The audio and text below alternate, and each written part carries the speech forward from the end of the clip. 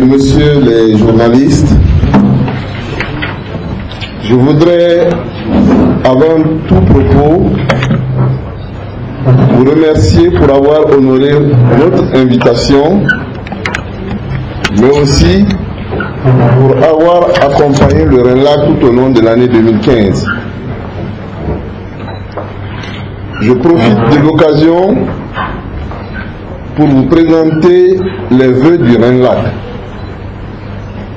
Que 2016 soit une année de paix, de santé pour tous les journalistes ainsi que pour leurs familles. Je souhaite également que cette année renforce la liberté de presse et qu'elle vous engage mieux et plus dans la lutte contre la corruption.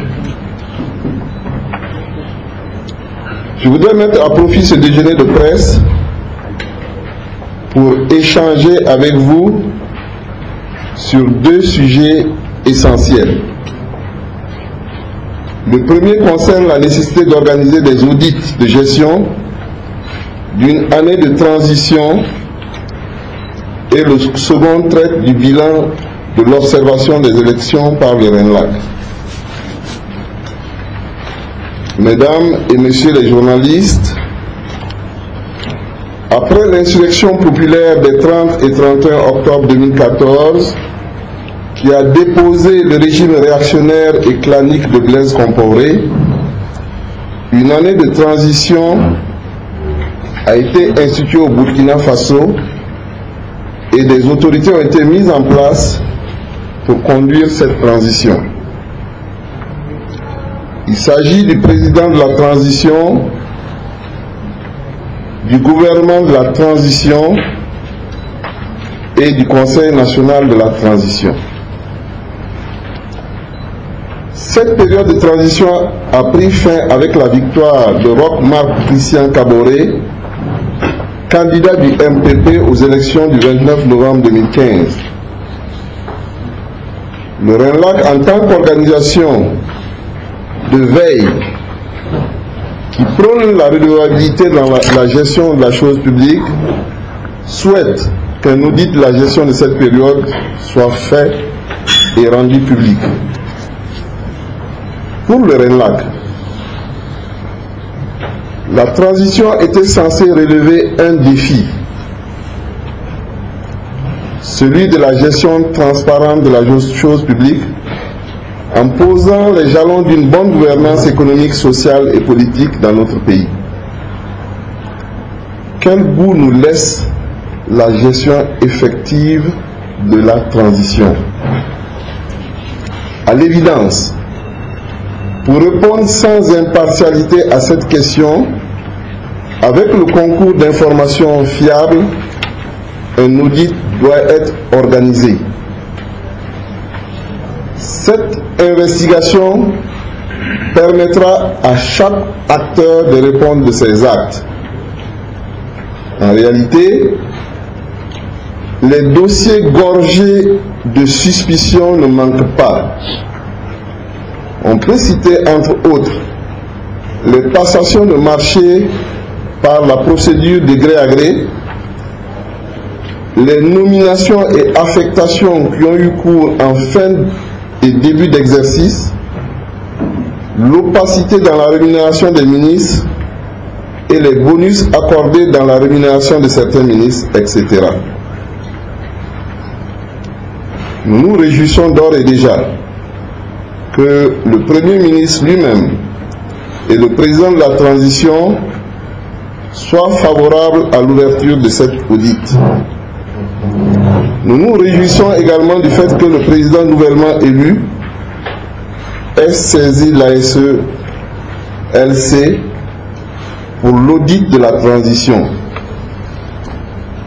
Vivement qu'il en soit ainsi à tous les niveaux des organes de la transition. Présidence, gouvernement, Conseil national de la transition. Les résultats de cet audit, ainsi que les déclarations de biens de fin de mandat, permettront de se faire un jugement objectif de la gouvernance sous la transition.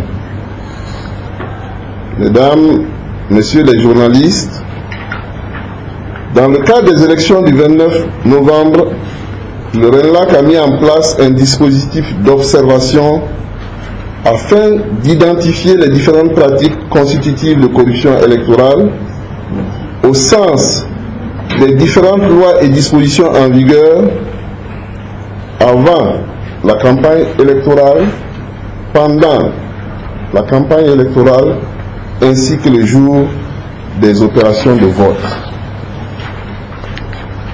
L'observation faite par le RENLAC a été plutôt de longue durée. Elle a débuté longtemps avant la campagne et s'est poursuivie jusqu'au jour des élections. La collecte d'informations a été conduite dans les 13 chefs-lieux de région du Burkina Faso ainsi que dans leur environ par 32 observateurs. 7 observateurs à Ouagadougou, 4 à Bodulasso, 2 dans chacune ou dans chacun des autres chefs-lieux de région. Ces observateurs pouvaient également aller au-delà des chefs-lieux de région à chaque fois que des cas suspects leur sont signalés ou que des dénonciations leur parviennent. Une équipe de coordination de 7 membres a été également mise en place pour les accompagner. Cette observation directe a été complétée par un dispositif d'enregistrement à partir du téléphone vert du RENLAC. Ainsi, des plaintes et des dénonciations citoyennes relatives au déroulement de l'opération de vote ont été enregistrées.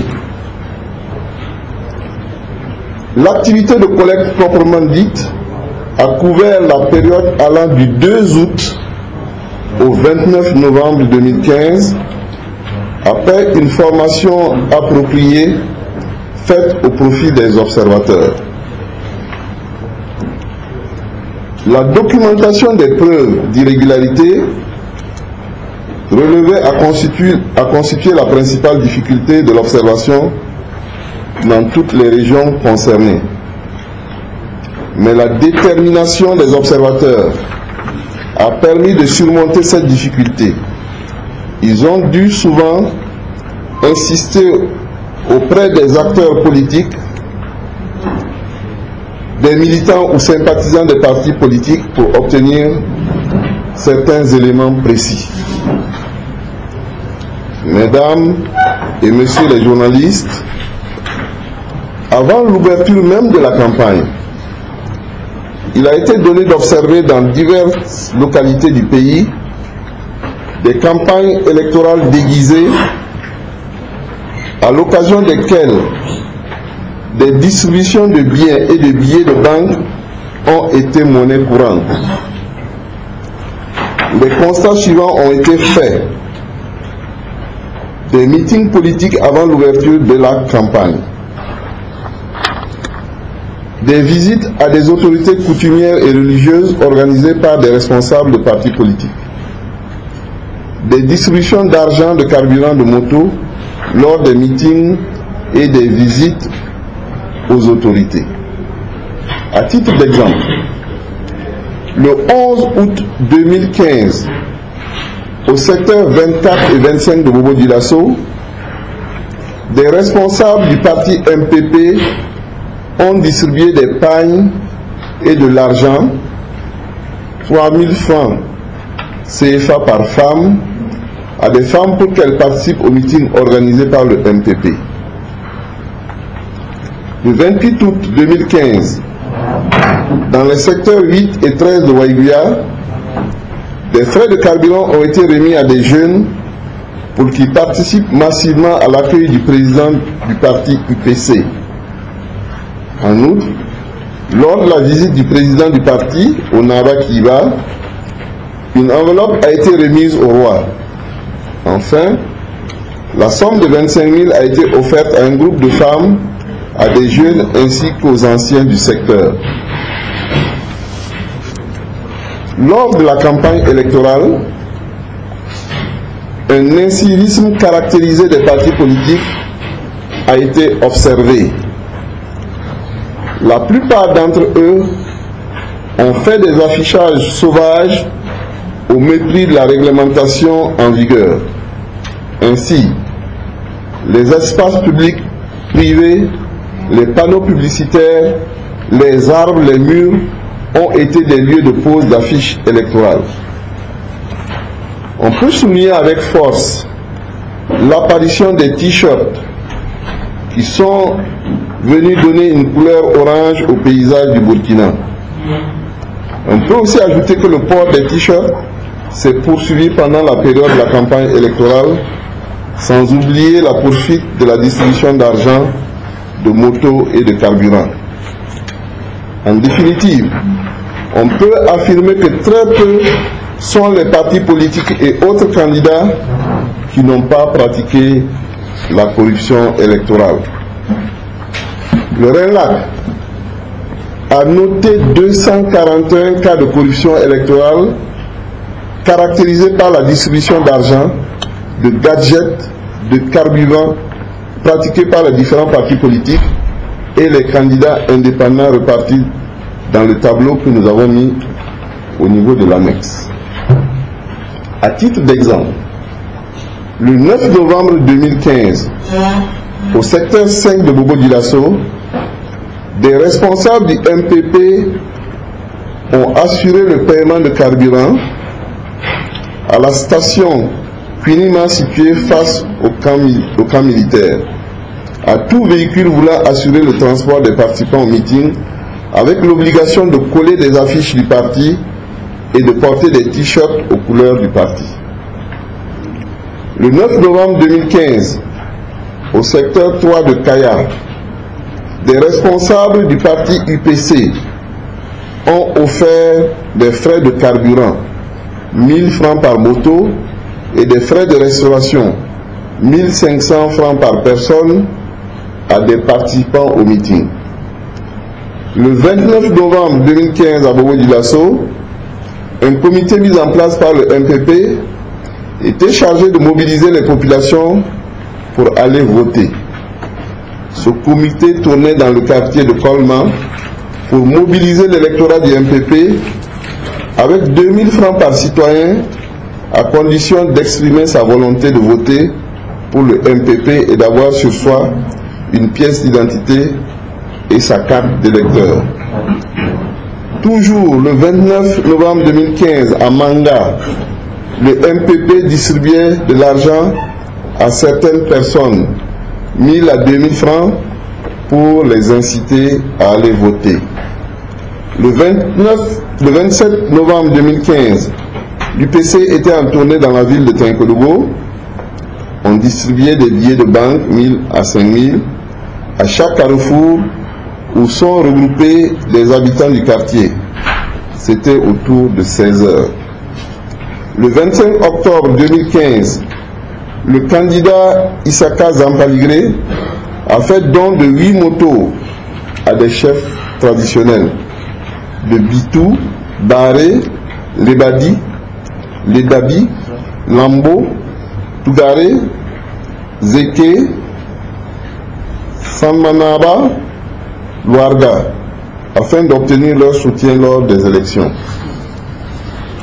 Le 8 novembre 2015 à Bobo-Dioulasso, dans l'arrondissement 5, au secteur 3, le parti Le Faso Autrement a fait servir du carburant, 1000 francs par engin, à la station Oryx, rue Vicence, pour motiver les citoyens à participer à son meeting, etc. Chers journalistes, malgré les efforts de la CENI, des imperfections ont émaillé le scrutin. Nous relèverons sans être exhaustifs des personnes en possession de leur carte d'électeur, électeurs inscrits, qui n'ont pas pu voter du fait de l'absence de leur nom sur la liste disponible au niveau du bureau de vote. Ces cas sont nombreux et on peut effectivement les retrouver dans un tableau que nous avons, j'allais dire, dressé, qu'on va probablement vous remettre.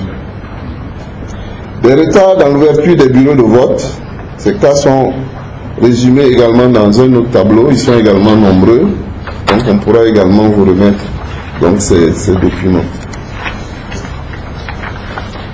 L'insuffisance du matériel et documents électoraux dans certains bureaux de vote. Là aussi, nous avons dressé un tableau qui montre quelques exemples de ce type. Sur la base des constatations faites et dans le but de prévenir au mieux tous les comportements déviants, il s'avère nécessaire de formuler quelques recommandations pour l'avenir. Nous avons voulu catégoriser ces recommandations de la manière suivante: les acteurs politiques, le gouvernement, la Cour des comptes, la justice, la CENI et les organisations de la société civile. Aux acteurs politiques, les mauvaises pratiques constatées sont en grande partie le fait des acteurs politiques. C'est pourquoi ces acteurs ont une grande responsabilité et un rôle primordial à jouer pour la moralisation de la vie publique. Dans ce sens, il importe d'une part que chaque acteur adopte un comportement responsable en bannissant les actes proscrits, et d'autre part que les partis ou formations politiques éduquent leurs militants pour lutter contre la corruption et les mauvaises pratiques. Au gouvernement, il est nécessaire de repenser le mécanisme de financement des partis et formations politiques afin de plafonner les dépenses de campagne. Le système de financement des partis et des formations politiques en vigueur au Burkina Faso prévoit un financement public tout en ne proscrivant pas le financement privé. Or, on sait que le financement privé aux partis politiques est l'une des voies qui mènent à la collusion entre le monde politique et le monde des affaires. L'une des solutions pour juguler ce phénomène consisterait à mettre en place un fonds ou un panier commun dédié à recevoir tous les financements publics et privés destinés aux partis politiques pour empêcher le financement direct des partis politiques par les acteurs privés ou des particuliers. À la Cour des comptes, il est indispensable, voire nécessaire, de garantir l'obligation effective de reddition des comptes qui incombe aux partis et aux candidats aux différentes élections. Il faut particulièrement veiller à ce que les différents partis politiques et candidats ayant bénéficié des financements publics pour les élections du 29 novembre 2015 déposent dans les délais requis leurs rapports financiers. Il est également nécessaire de porter à la connaissance de l'opinion les rapports relatifs au contrôle que la Cour des comptes aurait effectué sur l'utilisation des fonds mis à la disposition des différents partis politiques et candidats aux dites élections. À la justice, au regard de l'importance des pratiques observées, il apparaît nécessaire de développer l'action pénale visant leur répression. Or, compte tenu des difficultés d'administration de la preuve, cette répression s'avère plus difficile lorsque ces pratiques sont constatées non par des OPJ, mais par des organisations de la société civile. C'est pourquoi le RENLAC pense nécessaire le déploiement de chaque scrutin ou à chaque scrutin d'une police, donc des élections constituées d'officiers de police judiciaire, pour constater les pratiques déviantes constitutives d'infractions pénales. Ainsi, des procédures judiciaires efficaces pourraient être aussitôt déclenchées à l'encontre de leurs acteurs. À la CENI, il est nécessaire de renforcer d'une part le travail de sensibilisation des différents acteurs politiques notamment sur le contenu des différentes lois et dispositions en vigueur en matière électorale. En outre, il faut renforcer l'organisation opérationnelle du scrutin à travers la vérification vigoureuse de la disponibilité effective du matériel et des documents électoraux, ainsi que la présence des membres dans les différents bureaux. Il faut aussi procéder à l'affichage des listes électorales au niveau des bureaux, la veille même des élections, et sanctionner les agents et acteurs qui ne remplissent pas correctement leurs tâches. Aux acteurs de la société civile, les actions de sensibilisation des citoyens sur la corruption et la fraude électorale doivent se poursuivre en vue de renforcer la veille citoyenne pour garantir des élections transparentes. Dans ce sens, des actions de communication et d'information sur la corruption électorale et ses méfaits doivent être intensifiées. Mesdames, Messieurs les journalistes, le dispositif d'observation mis en place par le RENLAC n'a permis de couvrir qu'un échantillon pas toujours représentatif de bureaux de vote le jour des élections, compte tenu des contraintes essentiellement financières. Malgré les contraintes objectives, le dispositif a permis de relever de mauvaises pratiques de toutes sortes qui ont émaillé les élections du 29 novembre 2015, sur la base desquelles des recommandations ont pu être formulées pour pallier les insuffisances et éviter le laisser-aller. On peut affirmer selon nos constats que l'argent reste le moyen le plus important pour remporter les élections au Burkina Faso. Les résultats obtenus semblent corrélés aux moyens mobilisés par chaque parti ou candidat pour distribuer des billets de banque, du carburant, courtiser les responsables coutumiers et religieux, etc. Nous tenons cependant à signaler que ce point de l'observation des élections n'a pas pour objectif de remettre en cause les résultats des élections, mais plutôt d'interpeller simplement tous les acteurs pour leur dire avec insistance qu'il est temps de trouver des solutions à cette situation de corruption électorale si on veut faire des élections un moyen objectif pour choisir des responsables crédibles et légitimes pour gouverner notre pays. Nous avons vocation à ne laisser aucun espace où corrupteurs et fraudeurs s'expriment en toute impunité. C'est pourquoi les prochaines étapes consisteront à réduire encore un peu plus le champ d'action et les marges de manœuvre de ces fossoyeurs du Faso. Je vous remercie.